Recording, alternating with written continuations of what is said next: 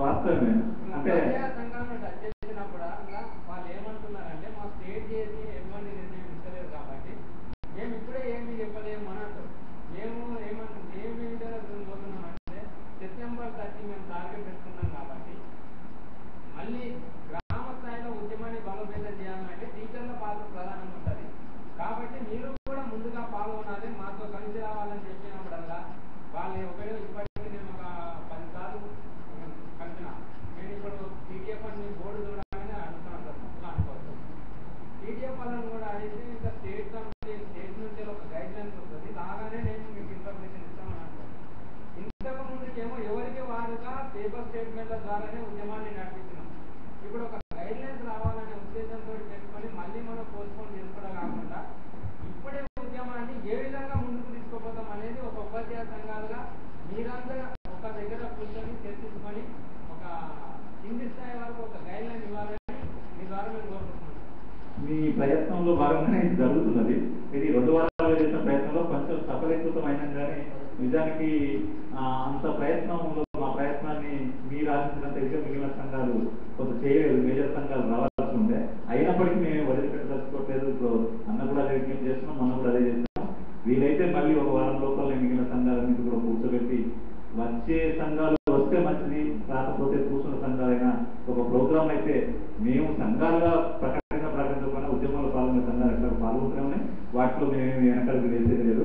కాకపోతే మా ప్రయత్నం వల్ల ఏంటంటే ఉపాధ్యాయ సంఘాలు ఒక ఉమ్మడిగా మీరు ఆశించినట్టుగా ముందుకు వస్తే ఒక బలోపేతమైనటువంటి ఉద్యమం వస్తుందని చాలా కాలంగా ప్రయత్నం చేస్తున్నాం. కానీ మీకు తెలుసు ఎన్ని భావజాలతో ఉపాధ్యాయ సంఘాలు ఉన్నాయంటే మీరు ఇతర రంగాల్లో చూడలేదు. భయంకరమైన భావజాలకు వైవిధ్యాలతో ఉన్నటువంటి సంఘాలు ఉంటాయి కనుక వాటిని ఒక తాటి మీద తీసుకురావడం అంత ఇమ్మీడియట్గా సాధ్యమయ్యే ప్రయత్నం కాదు. ఆ ప్రయత్నం చేస్తున్నాం, తప్పకుండా చేస్తున్నాం. మిత్రులు విజయభాస్కర్ గారు ఉంటే సార్ గారు, నరేష్ కుమార్ గారు ప్రిన్సిపల్ గారు సార్, మిత్రులు ఇంకెవరైనా పాల్గొంటారు సార్. మీరు సభకు నమస్కారాలు. తొలి దశ అంటే నేను ఇంకా ముందు పోతాను. నేను 69లో తెలంగాణలో మూమెంట్ బాగా తిరిగిన వ్యక్తిని. మేము ఆ రోజు తెలంగాణలో తిరిగినప్పుడు నాటి ఆదర్శంగా ముందు నిలబడే టీచర్లే ఆ రోజు మాకు చెప్పింది. ఖమ్మంలో స్టార్ట్ చేసింది స్టూడెంట్స్, దేవరకొండలో కూడా నాడు ఏదైతే చిన్న చిన్న ఖర్చులకు కూడా మా టీచర్లే సహాయం చేశారు మాకు. ఆ రోజు ఎన్ని నెలలు పోయిందో ఈ రోజు కూడా నాకు తెలియదు. మేము స్కూల్ పోలేదు. అసలు స్కూల్ నడవకపోతే ఏమవుతుందని కూడా ఏ తల్లిదండ్రులు ఆలోచించలేదు. కానీ మొన్నటి మూమెంట్ లో మాత్రం పేరెంట్స్ అని మీడియా చాలా దెబ్బతీసిందండి. మొన్న తెలంగాణ ఈ పోరాటంలో మీడియా చాలా భయంకరంగా దెబ్బతీసింది. ఓ రోజు చర్చ పెడతారు, పేరెంట్స్ మీ పిల్లలకు చదువుపోతుంది, మీ పిల్లలకి ఎంసెట్ పోతుంది, ఒకరోజు బొగ్గలు ఇక వారం రోజులే కరెంట్ ఉంటుంది, మీ వ్యవసాయం పోతుంది, తెలంగాణ వ్యవసాయం పోతుంది. అంటే తెలంగాణలో లోపల రాజకీయ నాయకులు ఎంత మోసం చేశారో అంతకన్నా ఎక్కువ మీడియా చేసిందని నా అనుభవం.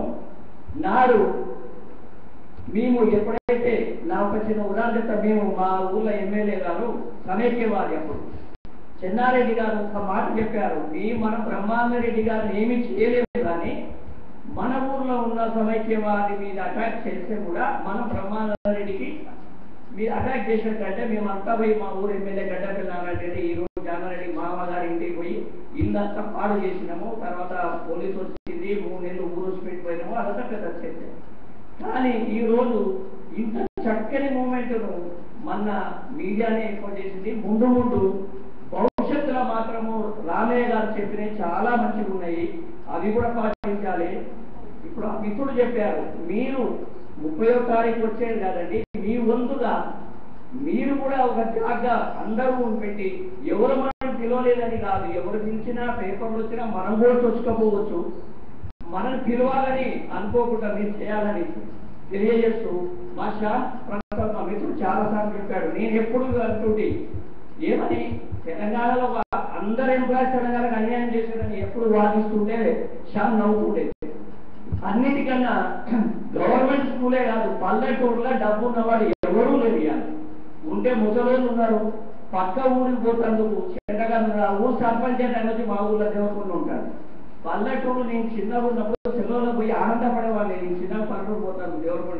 ఈ రోజు పల్లెటూరులో ఉన్నారు, రోజు దేవుడు కూడా వచ్చిపోతున్నారు. అంటే గాంధీ గారు చెప్పిన గ్రామ స్వరాజ్యమే పోయింది, ఊరు వదిలిపెట్టమని చెప్తున్నాం. మరి దశలో మన తెలంగాణ వస్తే పల్లెటూరును బలమైనగా హైదరాబాద్కు వచ్చి ఫ్యామిలీ పెట్టకుండా తయారు చేయవలసిన అవసరం ఉందని ఈ వేదికలు తెలియజేస్తున్నాను. జై తెలంగాణ.